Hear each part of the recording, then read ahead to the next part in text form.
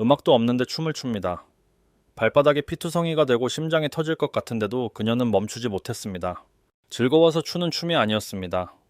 마치 보이지 않는 악마가 조종하는 꼭두각시처럼 그녀의 몸은 의지와 상관없이 움직이고 있었습니다. 한 여인의 기이한 몸짓이 수백 명을 죽음으로 몰고 간 역사상 가장 기괴한 전염병, 춤의 역병입니다. 1518년 7월의 어느 뜨거운 여름날이었습니다. 지금의 프랑스 북동부 지역에 위치한 스트라스부르라는 도시의 좁고 구불구불한 골목길에서 정말 믿기 힘든 일이 시작되었죠. 한 여인이 집 밖으로 천천히 걸어 나왔습니다. 그녀의 이름은 프라우 트로페아였어요. 평범한 주부였던 그녀는 갑자기 아무런 전조도 없이 그리고 아무런 음악 소리도 들리지 않는 정막 속에서 춤을 추기 시작했습니다. 처음에는 그저 기분이 좋아서 혹은 어떤 축하할 일이 있어서 추는 춤이라고 생각했을지도 모릅니다. 하지만 그녀의 춤은 우리가 흔히 아는 즐거운 춤과는 거리가 아주 멀었습니다. 그녀의 몸짓은 마치 누군가 보이지 않는 실로 조종하는 인형처럼 기괴하고 격렬했습니다. 땀이 비오듯 쏟아지고 숨이 턱끝까지 차올랐지만 그녀의 발은 멈출 줄을 몰랐죠. 태양은 이글거리며 대지를 달구고 있었고 사람들은 하나둘씩 가던 길을 멈추고 그녀를 지켜보기 시작했습니다. 저 여자 왜 저러는 거지? 무슨 좋은 일이라도 있나? 사람들은 수군거리기 시작했지만 프라우 트로페아의 얼굴에는 미소 대신 형언할 수 없는 고통과 공포가 서려 있었습니다. 그녀의 눈은 초점을 잃은 채 허공을 응시하고 있었고 입술은 바짝 말라 비틀어져 있었죠. 그렇게 1시간, 2시간 시간이 흘러 어느덧 해가 뉘엿뉘엿치고 어둠이 깔렸습니다. 보통 사람이라면 진작에 기진맥진해서 쓰러졌을 시간이었지만 그녀는 쉬지 않았습니다. 밤이 깊어 달빛이 골목을 비출 때도 그녀의 발자국 소리는 멈추지 않고 바닥을 두드렸습니다. 텅 빈 거리에는 오직 그녀의 거친 숨소리와 바닥을 치는 신발 소리만이 메아리 쳤습니다. 다음날 아침, 해가 다시 떠올랐을 때도 사람들은 자신의 눈을 의심할 수밖에 없었습니다. 그녀가 여전히 그 자리에서 춤을 추고 있었기 때문입니다. 그녀의 발은 이미 만신창이가 되어 있었습니다. 낡은 신발 사이로 붉은 피가 배어 나왔고 발등은 퉁퉁 부어올라 차마 눈뜨고 보기 힘든 지경이었죠. 하지만 그녀의 다리는 마치 자신의 의지와는 상관없는 별개의 생명체처럼 계속해서 리듬을 타고 있었습니다. 사람들은 공포에 질려 그녀에게 다가가 말을 걸어보기도 하고 몸을 붙잡아 멈추려 애써보기도 했습니다. 하지만 그녀는 아무런 반응도 없이 그저 허공을 향해 기이한 몸짓을 반복할 뿐이었습니다. 이 소문은 순식간에 스트라스부르 전역으로 퍼져나갔습니다. 사람들은 이 기이한 광경을 보기 위해 모여들었고 도시는 묘한 긴장감과 불안감에 휩싸이기 시작했습니다. 단순한 미친 여자의 소동으로 치부하기에는 그녀가 보여주는 끈기와 그 고통스러운 에너지가 너무나도 압도적이었기 때문이죠. 그런데 더 소름 돋는 일은 그 다음부터 일어났습니다. 그녀가 춤을 추기 시작한 지 3일째 되던 날 구경하던 사람들 사이에서 하나둘씩 몸을 떨기 시작하는 사람들이 나타난 겁니다. 처음에는 그저 그녀를 흉내내는 장난인 줄 알았습니다. 하지만 아니었습니다. 그들의 눈빛도 프라우 트로페아처럼 순식간에 초점을 잃어갔고 그들의 팔다리도 의지와 상관없이 제멋대로 춤을 추기 시작했습니다. 한 명이었던 무용수는 금세 3명이 되었고 다시 5명, 10명으로 불어났습니다. 마치 보이지 않는 치명적인 바이러스가 공기를 타고 전염되는 것처럼 이 기괴한 춤이 도시를 잠식하기 시작한 것이죠. 사람들은 이것이 평범한 일이 아님을 직감했습니다. 마을 어르신들은 오래된 전설을 떠올리며 성 비투스의 저주가 내린 것이라며 떨리는 목소리로 속삭였습니다. 하지만 그 어떤 기도도 그 어떤 눈물 섞인 애원도 이 미친 듯한 박자를 멈출 수는 없었습니다. 이제 스트라스부르의 거리는 더 이상 우리가 알던 평화로운 시장터가 아니었습니다. 그곳은 이유를 알 수 없는 광기에 사로잡힌 사람들이 자신의 생명을 갉아먹으며 춤을 추는 거대한 야외 전시장이나 다름없게 변해버렸습니다. 프라우 트로페아가 처음 스텝을 밟은 지 일주일이 지났을 때 함께 춤을 추는 사람들의 수는 이미 34명을 넘어섰습니다. 그들은 서로 대화를 나누지도 않았고 물 한 모금 마시지 않았으며 그저 죽어라 발을 구르고 몸을 흔들었습니다. 그들의 눈에는 생기가 없었고 오직 고통과 절망 그리고 알 수 없는 강박만이 가득했죠. 사람들은 이제 서로의 눈을 마주치는 것조차 두려워하기 시작했습니다. 언제 나도 저들처럼 갑자기 발을 구르며 대열에 합류하게 될지 모른다는 극심한 공포가 도시 전체를 짓누르고 있었습니다. 이것은 시작에 불과했습니다. 이 기괴한 현상은 시간이 지날수록 점점 더 세력을 넓혀갔고 도시의 지도자들과 의사들은 이 사태를 해결하기 위해 긴급회의를 소집했습니다. 하지만 그들이 내놓은 해결책은 상황을 해결하기는커녕 오히려 더 끔찍한 비극의 구렁텅이로 모두를 몰아넣는 기폭제가 되고 말았습니다. 도대체 무엇이 그들을 춤추게 만든 것일까요? 그리고 그 끝에는 어떤 운명이 기다리고 있었을까요? 1518년 7월이 저물어가면서 스트라스부르의 공기는 그 어느 때보다 무겁고 끈적였습니다. 처음에는 한 명이었던 무용수가 34명이 되더니 불과 한 달 만에 그 숫자는 400명을 넘어섰습니다. 이건 더 이상 몇몇 사람의 기행이 아니었습니다. 도시 전체가 알 수 없는 거대한 소용돌이에 휘말린 것이나 다름없었죠. 거리마다 광장마다 사람들은 미친 듯이 몸을 흔들고 있었습니다.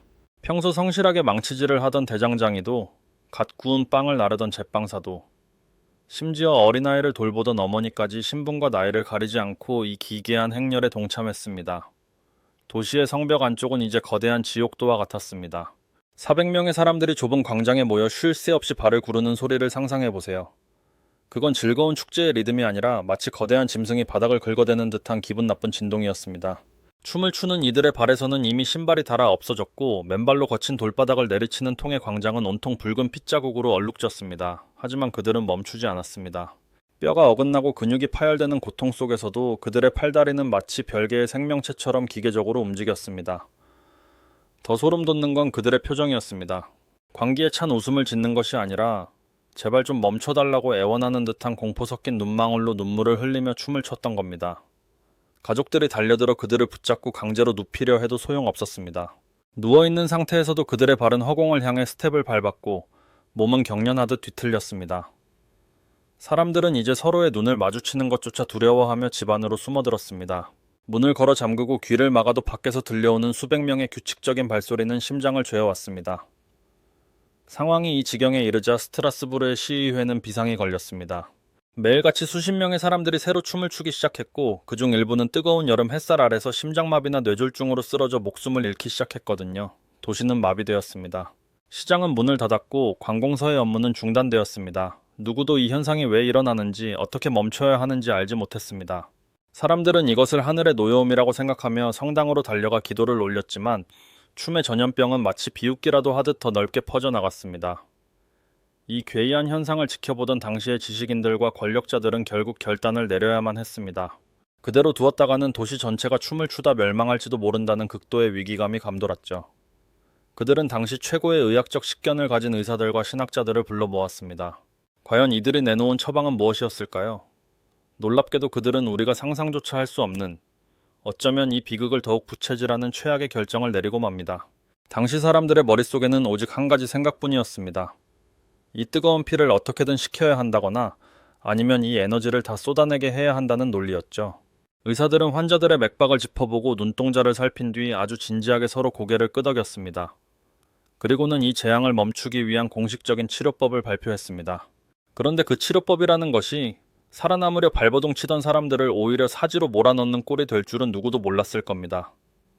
시 당국이 내린 이 황당하고도 치명적인 결정이 무엇이었는지 알게 된다면 여러분은 아마 귀를 의심하게 될지도 모릅니다.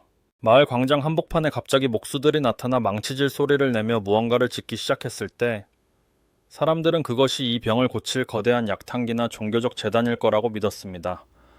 하지만 완성된 것은 다름 아닌 거대한 나무 무대였습니다.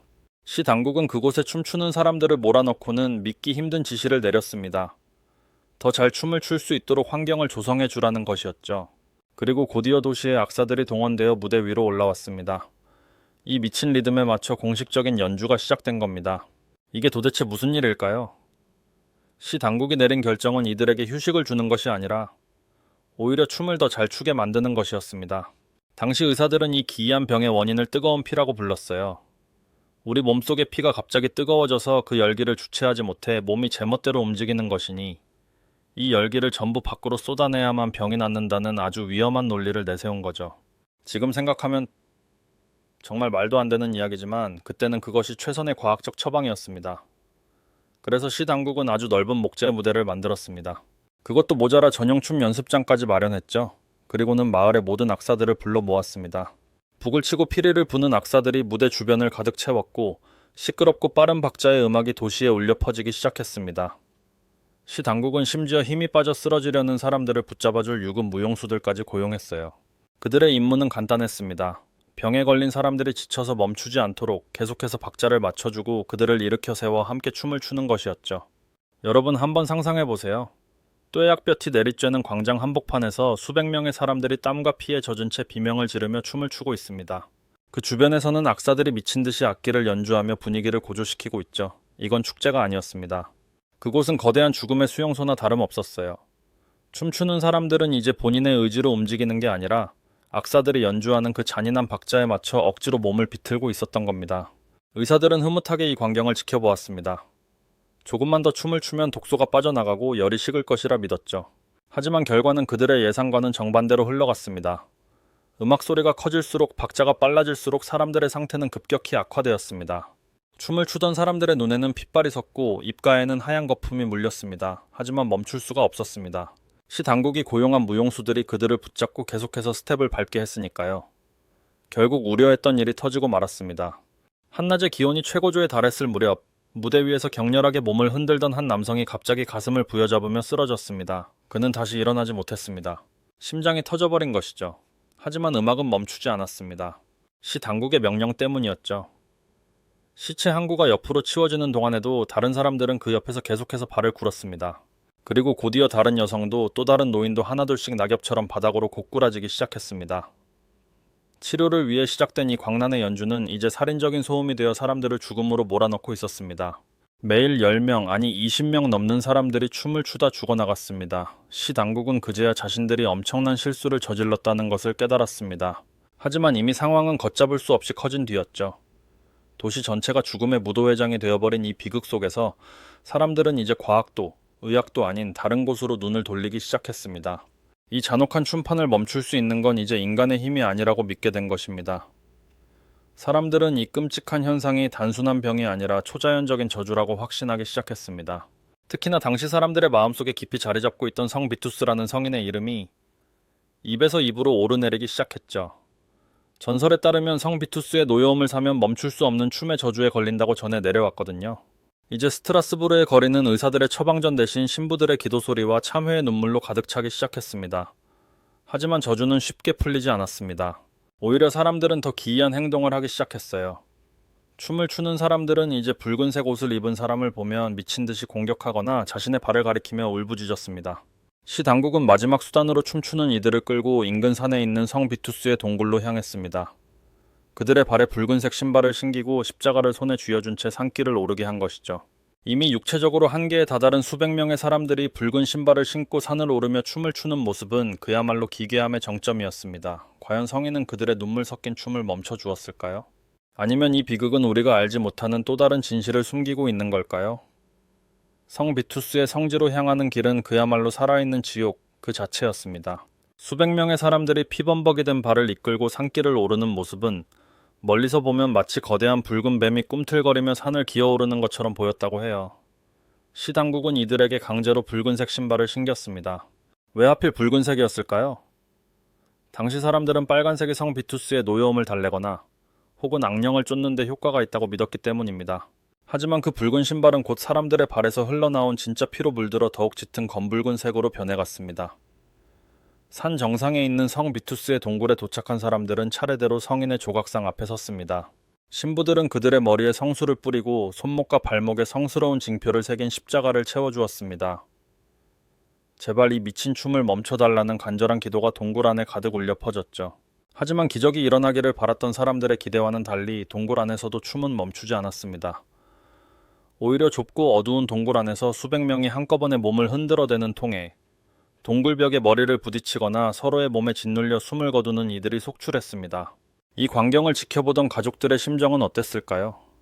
자신의 아내나 남편, 혹은 어린 자식이 눈앞에서 발이 썩어가는 줄도 모르고 춤을 추다 죽어가는 모습을 지켜봐야만 했던 그 절망감은 감히 상상조차 할 수 없습니다.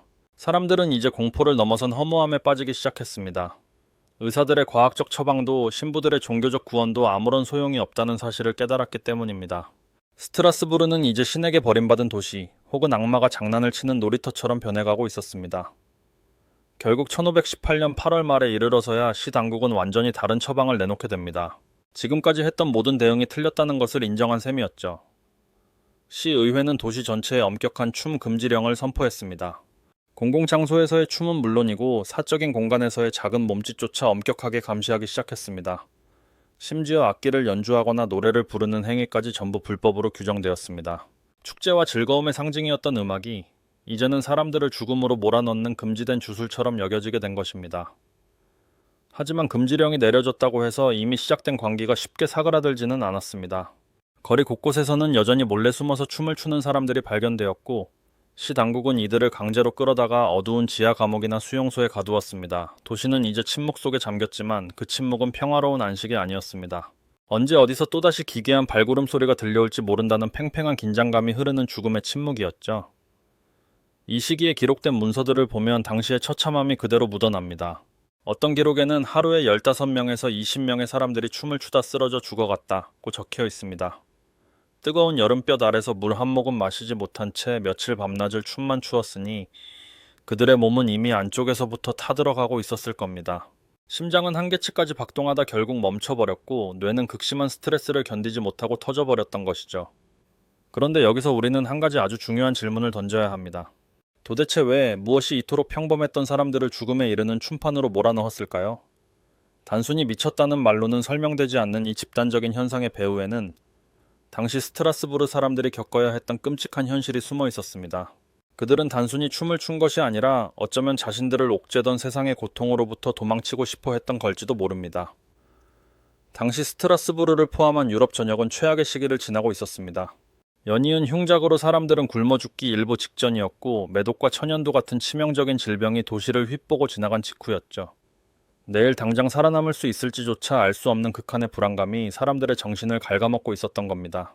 이런 상황 속에서 프라우트로페아의 첫 번째 스텝은 억눌려 있던 사람들의 공포와 절망을 터뜨리는 도화선이 되었을 가능성이 큽니다. 하지만 이 모든 비극을 단순히 스트레스 때문이라고 설명하기에는 석연치 않은 구석이 너무나 많습니다. 왜 하필 춤이었을까요? 그리고 왜 그토록 많은 사람이 동시에 같은 증상을 보였던 걸까요? 과학자들은 이 수수께끼를 풀기 위해 수백 년 동안 매달려 왔습니다.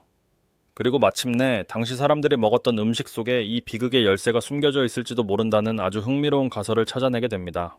그들이 매일같이 먹던 주식인 빵 속에 자신들도 모르는 사이 치명적인 독약이 섞여 있었다면 어떨까요? 현대 과학자들이 이 기괴한 사건의 기록을 다시 들여다보며 가장 먼저 주목한 건 바로 그들이 먹었던 호밀이었습니다. 당시 스트라스부르 사람들의 주식은 호밀빵이었는데 비가 많이 오고 습한 해에는 호밀 이삭에 검은 뿔처럼 생긴 맥각이라는 곰팡이가 피어오르곤 했죠. 그런데 이 맥각이라는 녀석이 정말 무서운 독을 품고 있었습니다. 바로 환각제를 만드는 성분인 LSD의 원료가 되는 독소였거든요. 이 독소가 몸에 들어가면 사람들은 미친 듯한 환각에 시달리게 됩니다. 온몸의 혈관이 수축하면서 마치 팔다리가 타오르는 듯한 극심한 통증을 느끼게 되죠. 당시 사람들은 이 고통을 성 안토니오의 불이라고 불렀습니다. 살점이 타들어가는 것 같은 고통 속에서 사람들은 비명을 지르며 몸부림쳤고 그 모습이 마치 발작적으로 춤을 추는 것처럼 보였을 수도 있다는 게 과학자들의 추측이었습니다.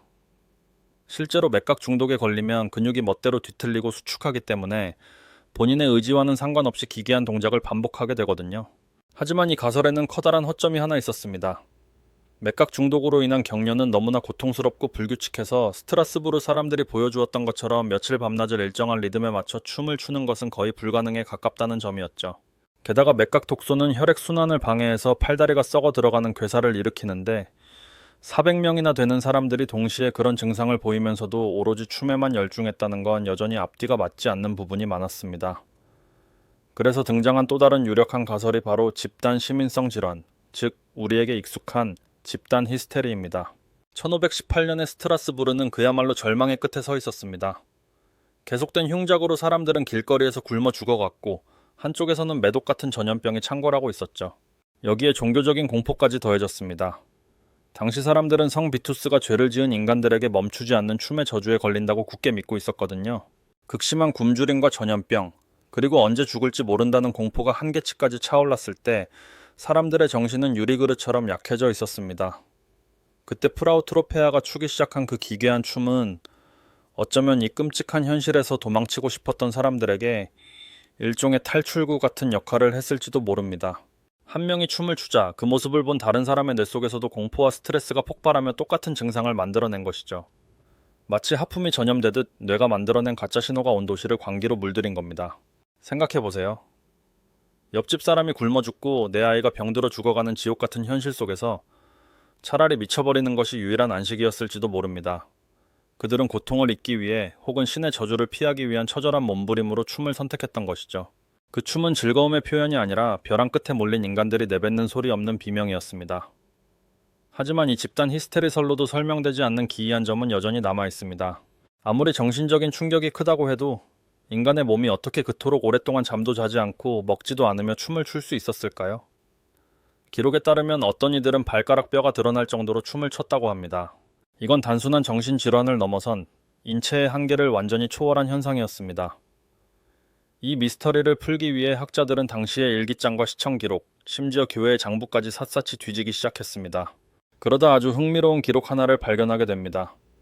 춤의 전염병이 한창이던 그 시기, 도시의 지하 깊숙한 곳에서 정체불명의 모임이 열리고 있었다는 소문이었죠. 이 춤판이 단순히 우발적인 사고가 아니라 누군가에 의해 의도적으로 조작된 일일 수도 있다는 충격적인 가능성이 제기된 것입니다. 과연 그 어두운 그림자의 정체는 무엇이었을까요? 도시는 여전히 춤추는 자들의 거친 숨소리로 가득 차 있었습니다. 그리고 그 소음 사이로 사람들의 눈을 피해 은밀하게 움직이는 무리가 포착되기 시작했습니다. 그들이 노린 것은 무엇이었을까요? 이 기괴한 춤의 대유행 뒤에 숨겨진 또 다른 진실이 서서히 그 모습을 드러내고 있었습니다. 스트라스부르의 행정관들이 남긴 비밀 기록 속에는 우리가 알고 있던 춤의 전염병과는 전혀 다른 양상의 이야기들이 담겨 있었습니다. 춤추는 이들 사이사이에 섞여서 그들을 선동하고 박자를 맞추며 군중의 심리를 교묘하게 조종했던 이들이 있었다는 증언들이었죠. 그들은 대체 누구였으며 왜 이 가엾은 사람들을 죽음의 무도로 몰아넣었던 그럴까요? 1518년 8월에 열기는 숨이 막힐 정도였습니다. 하지만 더 숨이 막히는 건 도시를 뒤덮은 기괴한 풍경이었죠. 이제 스트라스부르의 광장은 더 이상 사람들의 웃음소리가 들리는 곳이 아니었습니다. 그곳은 썩어가는 살점의 냄새와 비릿한 피냄새, 그리고 끊임없이 이어지는 거친 숨소리만이 가득한 거대한 공동묘지나 다름없었거든요. 여러분 한번 눈을 감고 상상해보세요. 수백 명의 사람들이 넋이 나간 표정으로 뼈가 부러지는 소리가 들릴 만큼 격렬하게 발을 구르고 있는 모습을요. 그들의 옷은 이미 땀과 먼지, 그리고 상처에서 흘러나온 고름으로 범벅이 되어 형체를 알아보기 힘들 정도였습니다. 더 기가 막힌 건 그들 중 상당수가 이미 육체적으로는 죽은 것이나 다름없는 상태였다는 겁니다. 영양실조와 탈수, 그리고 끝없는 노동으로 인해 몸은 이미 한계에 다다랐지만 알 수 없는 힘에 이끌려 다리만은 기계적으로 움직이고 있었죠. 사람들은 이들을 보며 살아있는 시체들이라며 공포에 떨었습니다. 당시 스트라스부르의 행정 기록을 보면 그 처참함이 더 생생하게 다가옵니다. 시 당국은 매일 아침 광장에 쌓인 시체들을 치우는 것으로 하루를 시작했습니다. 춤을 추다 갑자기 심장이 멈춰 쓰러진 사람, 너무 오래 춤을 추는 바람에 폐가 터져버린 사람, 심지어는 발목 인대가 끊어졌는데도 계속 춤을 추려다 바닥에 머리를 찍고 숨진 사람까지 있었죠. 도시의 관리들은 이제 시체를 세는 것조차 포기할 지경에 이르렀습니다. 이런 아비규환 속에서 도시의 기능은 완전히 멈춰버렸습니다. 음식을 파는 사람도 물을 깃는 사람도 없었죠. 살아남은 사람들은 집안에 틀어박혀 문을 걸어 잠그고는 밖에서 들려오는 저주받은 음악 소리와 발구름 소리가 멈추기만을 기도했습니다. 하지만 그 소리는 멈추지 않았습니다. 오히려 밤이 되면 더 선명하게 들려와 사람들의 정신을 갉아먹었죠. 스트라스부르는 마치 거대한 보이지 않는 감옥이 되어버린 것 같았습니다. 그런데 말이죠, 이 끔찍한 비극 속에서도 아주 이상한 소문이 돌기 시작했습니다. 춤을 추는 사람들 틈바구니에서 전혀 지치지 않는 기색으로 사람들을 독려하는 정체불명의 인물들이 있다는 이야기였죠. 그들은 춤을 추는 사람들 사이를 누비며 박자를 맞추고 쓰러지려는 사람을 다시 일으켜 세우며 춤을 이어가게 했다는 겁니다. 심지어 어떤 이들은 그들이 사람이 아니라 악마의 사자라거나 혹은 도시를 멸망시키기 위해 파견된 비밀 조직이라고 믿기도 했습니다. 이게 단순히 사람들의 공포가 만들어낸 환상이었을까요? 아니면 정말로 이 비극을 배후에서 조종하던 누군가가 있었던 걸까요? 당시 스트라스부르 시청의 비밀 창고에는 이런 괴소문들을 조사한 아주 짧은 기록들이 남아 있었다고 합니다. 그 기록에 따르면 춤을 추는 무리 속에서 붉은 망토를 걸치고 얼굴을 가린 채 사람들의 움직임을 지휘하던 이들이 분명히 존재했다는 증언이 나옵니다. 그들은 음악이 멈추려 할 때마다 악사들을 다그치고 춤꾼들에게 알 수 없는 약물을 먹였다는 기록도 있었죠. 만약 이 소문이 사실이라면 1518년의 춤의 전염병은 단순한 질병이나 집단 히스테리가 아닐 수도 있습니다. 어쩌면 도시 전체를 거대한 실험실로 삼아 인간의 한계와 공포를 시험하려 했던 아주 잔인하고 치밀한 계획이었을지도 모르는 일이죠. 사람들은 이제 서로를 의심하기 시작했습니다. 내 옆에서 함께 울며 기도하던 이웃이 사실은 밤마다 붉은 망토를 입고 광장을 누비는 그 괴물들 중 하나일지도 모른다는 의심이 독초처럼 번져나갔습니다. 공포는 이성을 마비시켰고 도시는 멸망의 문턱에 바짝 다가섰습니다.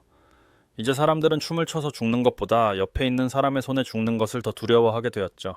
광기의 끝이 어디인지, 이 비극이 어떻게 멈추게 될지 아무도 알 수 없었습니다. 그런데 바로 그 순간 마치 거짓말처럼 이 모든 광기를 잠재울 기묘한 사건이 벌어집니다. 그것은 신의 기적도 의사들의 처방도 아니었습니다. 인간의 상상을 초월하는 아주 차갑고도 냉혹한 방식으로 이 춤파는 막을 내리게 됩니다. 도대체 스트라스부르의 그 뜨거웠던 여름을 끝낸 것은 무엇이었을까요? 그리고 수백 명의 목숨을 앗아간 그 춤의 대가는 과연 무엇이었을까요? 이제 우리는 이 기괴한 사건이 남긴 마지막 흔적을 따라가 보려 합니다. 그곳에는 우리가 미처 생각지 못했던 아주 서늘한 진실이 숨어 있었습니다. 수백 년의 시간이 흐른 지금, 우리는 이 사건을 어떻게 바라봐야 할까요? 현대의 과학자들과 역사학자들은 마치 오래된 미제 사건을 수사하는 탐정처럼 스트라스부르의 그 뜨거웠던 여름을 다시 파헤치기 시작했습니다. 도대체 무엇이 400명이나 되는 사람들을 죽음의 무도회로 몰아넣었는지 그 실체를 밝혀내기 위해서였죠. 여기서 가장 먼저 용의선상에 오른 건 바로 우리가 앞서 이야기했던 호밀 곰팡이, 즉 맥각이었습니다. 하지만 조사를 거듭할수록 맥각 중독설은 힘을 잃기 시작했습니다. 물론 맥각 독소가 환각을 일으키고 근육을 뒤틀리게 만드는 건 사실이지만 스트라스부르의 춤꾼들이 보여준 모습과는 결정적인 차이가 있었거든요. 맥각 중독에 걸리면 손발의 혈관이 수축하면서 마치 불에 타는 듯한 통증을 느끼게 되는데, 이런 상태로는 며칠 밤낮을 리듬에 맞춰 춤을 추는 게 물리적으로 불가능하다는 결론에 도달한 겁니다. 오히려 통증 때문에 몸을 웅크리고 비명을 지르는 게 정상적인 반응이었죠. 그렇다면 남은 가능성은 단 하나, 바로 사람의 마음이 만들어낸 병이었습니다. 역사학자 존 월런은 이 사건을 집단 시민성 질환, 즉 우리에게 집단 히스테리로 알려진 현상으로 분석했습니다. 하지만 이건 우리가 흔히 아는 단순한 과호흡이나 기절 같은 게 아니었어요. 당시 스트라스부르 사람들이 처했던 극한의 상황이 만들어낸 특수한 정신 상태였던 겁니다. 여러분 한번 상상해보세요. 1518년 전후의 스트라스부르는 그야말로 절망의 끝자락이었습니다. 연이은 흉작으로 사람들은 쥐를 잡아먹을 정도로 굶주렸고 집집마다 전염병으로 가족을 잃지 않은 곳이 없었습니다. 여기에 당시의 종교적 세계관이 기름을 부었습니다. 우리가 죄를 지어서 성 비투스가 저주를 내린 거야. 춤을 멈추지 못하는 건 악마가 우리 몸에 들어왔기 때문이야. 라는 공포가 도시 전체를 지배하고 있었죠. 심리학자들은 바로 이 지점을 주목했습니다. 극심한 스트레스와 공포가 임계점에 도달했을 때 인간의 뇌는 현실을 부정하거나 회피하기 위해 일종의 트랜스 상태, 즉 최면과 비슷한 상태에 빠질 수 있다는 겁니다. 프라우트로페아가 처음 춤을 추기 시작했을 때 사람들의 잠재의식 속에는 이미 성 비투스의 춤 저주라는 공포의 대본이 쓰여 있었습니다. 그 광경을 목격한 순간 억눌려 있던 공포가 터져나오며 뇌가 몸에게 너도 저 저주에 걸렸어, 이제 춤을 춰야 해 라는 잘못된 명령을 내린 것이죠. 이건 마치 아주 강력한 바이러스가 컴퓨터 소프트웨어를 오염시키는 것과 비슷합니다. 육체는 멀쩡하더라도 정신이라는 운영체제가 마비되자 몸이 제멋대로 작동하기 시작한 겁니다. 사람들은 자신의 의지로 춤을 춘 게 아니라 집단이 공유하던 거대한 공포의 시나리오 속에서 꼭두각시처럼 움직였던 것이죠. 그런데 여기서 정말 흥미로운 사실이 하나 더 발견됩니다. 이 기괴한 현상이 오직 스트라스부르에서만 일어난 게 아니라는 점이에요. 기록을 뒤져보니 중세 유럽 곳곳에서 이와 유사한 춤의 전염병이 수차례 발생했다는 사실이 드러났습니다. 1400년경에도 1200년경에도 사람들은 갑자기 모여서 춤을 추다 죽어갔죠. 이 말은 곧 이 현상의 특정한 시대적 배경과 인간의 나약함에 대한 경고일지도 모릅니다. 이제 광기의 여름이 지나가고 찬바람이 불기 시작했습니다. 그토록 요란했던 발소리도 비명 섞인 음악 소리도 서서히 잦아들었죠. 하지만 춤이 멈춘 자리에 남겨진 것은 평화가 아니었습니다. 살아남은 자들은 거울 속에 비친 자신의 모습을 보며 소스라치게 놀라야 했습니다. 그리고 그들은 결코 지워지지 않는 거대한 의문을 품게 되었죠. 과연 그 뜨거웠던 여름, 우리를 춤추게 했던 진짜 정체는 무엇이었을까요? 1518년 9월이 되자 그 지독했던 광기도 거짓말처럼 서서히 수그러들기 시작했습니다. 마치 누군가 마법을 부려 태엽을 감아놓았던 인형들이 하나둘 멈춰 서는 것처럼 스트라스부르의 거리를 가득 메웠던 발구름 소리도 잦아들었죠. 하지만 춤이 멈춘 자리에는 평화 대신 무거운 정적과 말로 다 할 수 없는 허망함이 남았습니다. 제정신으로 돌아온 사람들은 가장 먼저 자신의 발을 내려다보았습니다. 신발은 이미 흔적도 없이 사라졌고 뼈가 보일 정도로 으깨진 발을 보며 그들은 이것이 꿈이 아니었음을 깨닫고 절규했습니다. 살아남은 이들은 집으로 돌아갔지만 그들을 맞이한 건 텅 빈 방과 차갑게 식어버린 가족들의 온기뿐이었습니다. 아내를 잃은 남편, 부모를 잃은 아이들은 왜 자신들이 춤을 춰야만 했는지, 왜 사랑하는 이들이 춤을 추다 죽어야 했는지 누구에게도 묻지 못한 채 그저 눈물만 흘렸습니다. 시 당국은 이 치욕스럽고 기괴한 사건을 역사에서 지워버리고 싶어 했습니다. 그들은 춤추는 무대였던 나무 구조물들을 전부 철거해 불태웠고 악사들에게는 입을 다물라는 엄명을 내렸습니다. 하지만 이미 수백 명의 목숨을 앗아간 그 광기의 흔적은 사람들의 기억 속에 깊은 흉터로 남았습니다. 우리는 흔히 이 사건을 춤의 전염병이라고 부르며 신기한 옛날 이야기처럼 여기곤 합니다. 하지만 그 이면을 들여다보면 그것은 인간이 겪을 수 있는 가장 극단적인 슬픔과 공포가 만들어낸 비극적인 몸부림이었습니다. 어쩌면 그들은 춤을 춘 것이 아니라 도저히 견딜 수 없는 현실이라는 감옥에서 벗어나기 위해 온몸으로 비명을 지르고 있었던 것일지도 모릅니다. 말이 되지 상황 속에서 말로 표현할 수 없는 고통을 만났을 때 인간의 정신이 선택할 수 있는 마지막 도피처가 바로 그 광란의 춤이었을 수도 있죠. 기록에 따르면 이 사건 이후 스트라스부르에서는 한동안 음악 소리가 들리지 않았다고 합니다. 사람들은 작은 박자 소리에도 가슴이 철렁 내려앉았고 누군가 발을 구르는 소리만 들려도 공포에 질려 길을 피했습니다. 오늘날에도 우리는 종종 알 수 없는 사회적 열풍에 휩싸이거나 정체 모를 불안감에 집단적으로 동요하곤 합니다. 그 모습이 1518년 스트라스부르의 춤꾼들과 완전히 다르다고 단정 지을 수 있을까요? 기나긴 시간이 지났어도 여전히 우리 곁을 맴도는 이 기괴한 이야기는 결국 인간이란 존재가 얼마나 부서지기 쉬운지, 그리고 우리가 서로를 보듬어주는 온기가 없다면 얼마나 쉽게 어둠 속으로 빠져들 수 있는지를 말해주고 있습니다. 세상에는 여전히 우리가 이해할 수 없는 일들이 가득하지만 그 모든 것의 중심에는 결국 아파하고 슬퍼하는 우리 인간이 있다는 사실만큼은 변하지 않으니까요.